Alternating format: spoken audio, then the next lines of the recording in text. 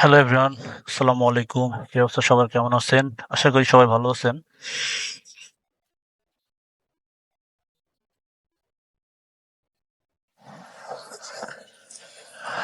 রওনা হলাম পরিবারের সাথে ঈদ কাটানোর উদ্দেশ্যে। তো সবাই দোয়া করবেন। এখন যাচ্ছি আমার হোম ডিস্ট্রিক্ট যশোর।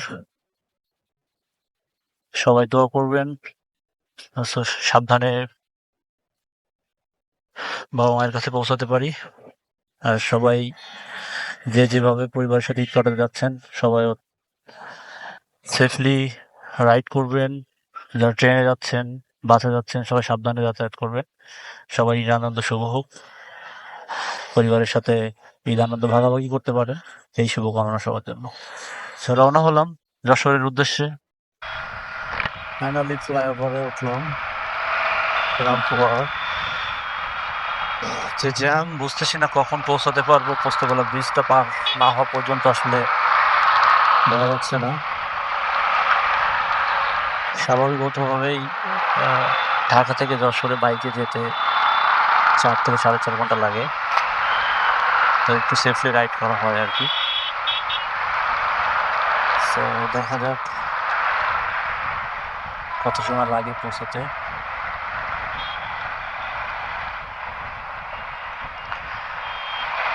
আবহাওয়াটা অনেক সুন্দর আজকে, রোদ কম, বৃষ্টি হবে মনে হচ্ছে, কিন্তু জানি না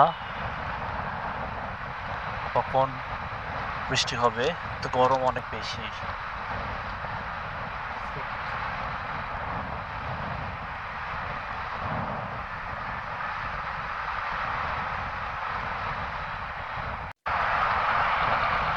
ফাইনালি জ্যাম পার করে হানিফ ফ্লাইওভারে উঠে পড়লাম।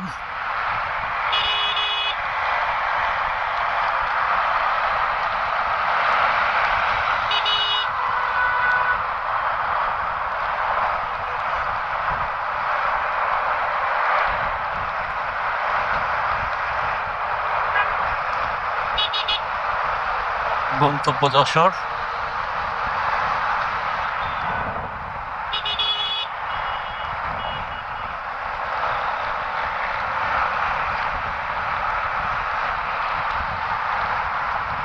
অনেক জ্যাম, একটু জ্যাম বেশি হবে কারণ কর্মব্যস্ত মানুষ আজকে অফিস সবকিছু শেষ করে তাদের নিজ গন্তব্য ফিরবে। আমরা বামে উঠে যাব নওয়াব পোস্তগোলা দিয়ে। বাড়ি যখন ঈদের ছুটি অথবা কোনো ছুটিতে যখন বাসায় যাই, তখন মনের ভিতরে অন্যরকম একটা ভালো লাগা কাজ করে। ফিলিংস গুলো আসলে বলে বোঝানোর মতো না। ঈদের যে আনন্দ, তার থেকে বেশি আনন্দ লাগে হচ্ছে যখন কোনো ছুটি পাই, যখন গ্রামে যাই, গ্রামের মানুষের সাথে মিশতে পারি তখন।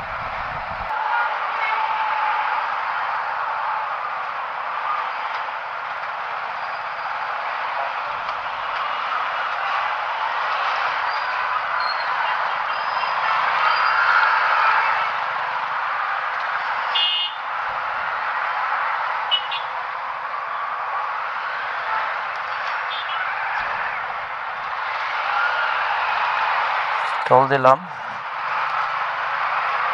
এখন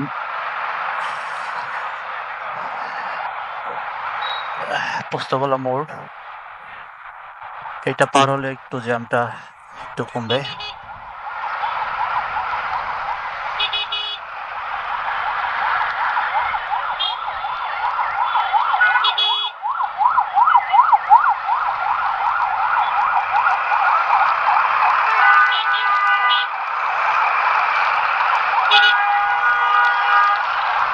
ঈদের সময় আসলে বাসায় ফেরার যে অনুভূতি, গ্রামে ফেরার যে অনুভূতি, এটা আসলে বলে বোঝানো যাবে না।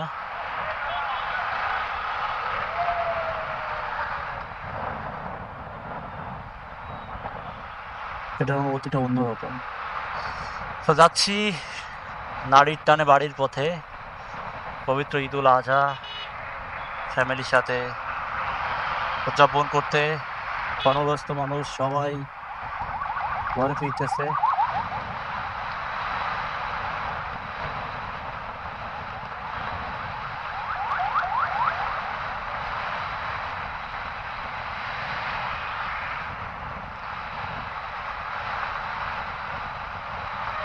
আজকে ওয়েদারটা অনেক সুন্দর, গরম একটু, বাট গরমটা অনেক বেশি লাগতেছে বিকজ বৃষ্টিটা মেবি আসবে।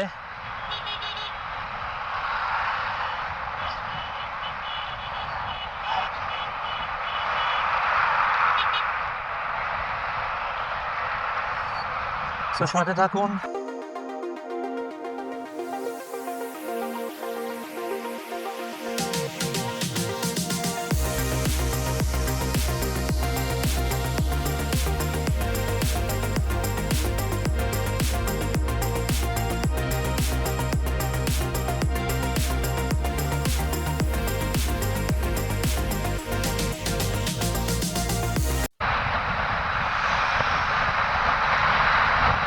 দেখতে দেখতে ব্রিজে চলে আসলাম, পদ্মা সেতু, সামনেই টোল প্লাজা।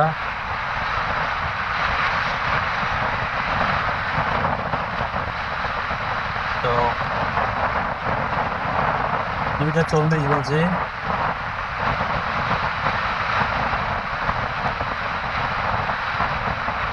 দেখি কত সময় লাগে আমাকে পৌঁছাতে।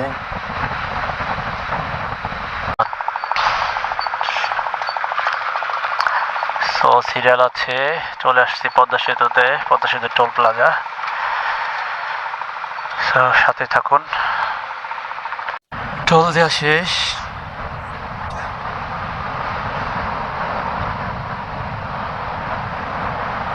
আবারও গন্তব্যের উদ্দেশ্য রওনা হলাম। টোলের ওখানে একটু সিরিয়াল ছিল, একটু একটু বৃষ্টিও পড়তেছে, এদিকে রোদও হচ্ছে, বুঝতেছি না।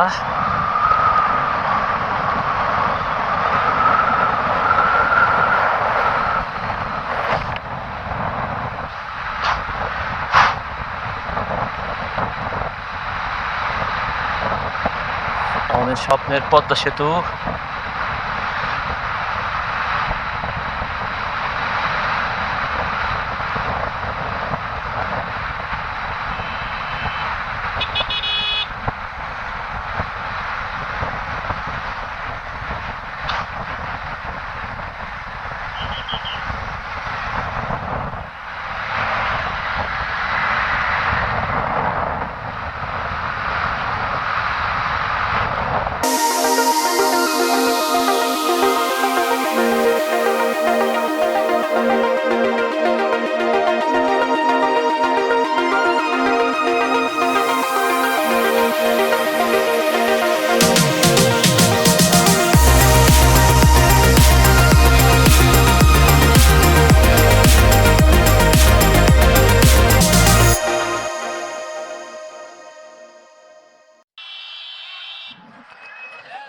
ভাঙাতে ছোট একটা ব্রেক শেষে রওনা দিলাম আবারও। লাঞ্চটাও সেরে নিলাম এখানে। সো আবারও গন্তব্য যশোর। এখন অনেকটা পথ বাকি, সাথেই থাকুন।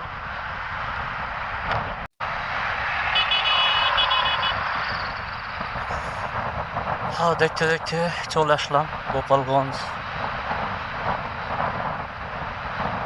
আমরা ফরিদপুর ক্রস করে এখন গোপালগঞ্জে ঢুকতেছি। দেখেন ইমাদ পরিবহন, ইমাদ রাস্তায় মানে কি বলবো, ভীতি তৈরি করে। সো ইমাদের আসলে ইমাদ পরিবহনের এই কাজগুলো রাস্তাঘাটে একটু সাবধানতা অবলম্বন করে চলা উচিত।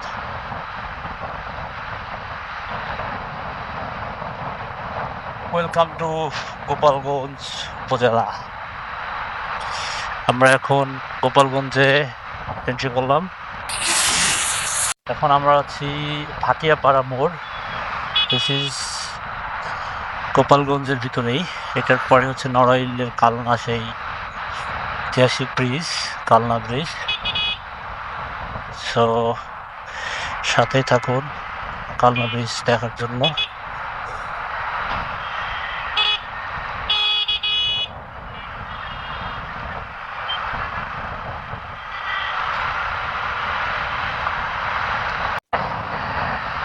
চলে আসছি মধুমতি সেতু টোল প্লাজা, এটাকে আমরা কালনা সেতু বলি।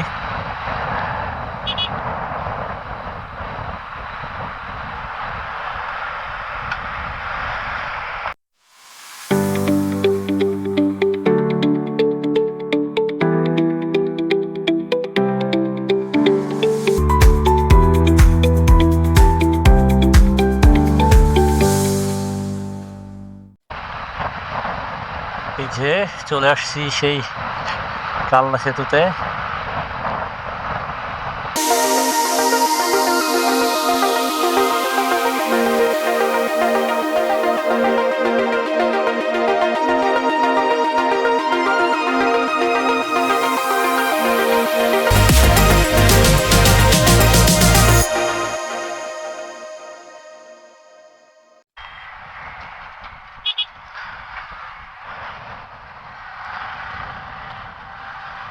চলতে চলতে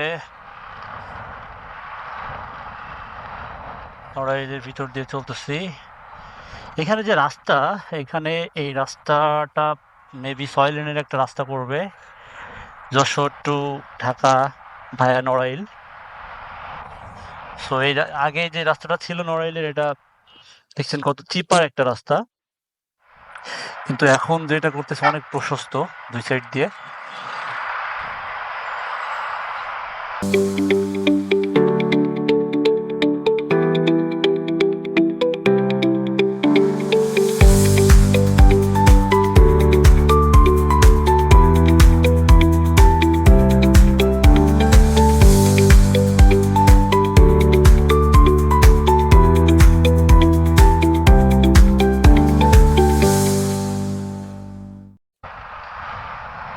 ফাইনালি চলে আসলাম যশোর।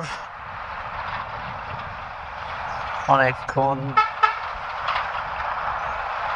নাকি স্ট্রাগলের পরে, দীর্ঘ সময় রাইডিং এর পরে। তো যশোর সবসময় সুন্দর।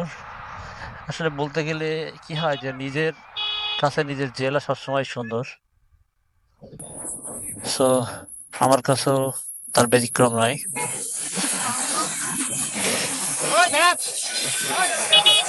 চলে আসছি, কোনোভাবেই যাইতে পারতেছি না, ইচ্ছার মতো সেই যাইতেছে। মামারা দ্বারা আছে।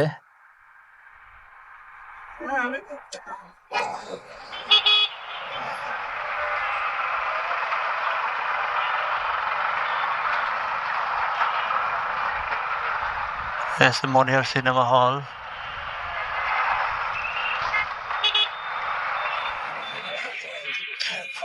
সো চলে আসলাম ফাইনালি।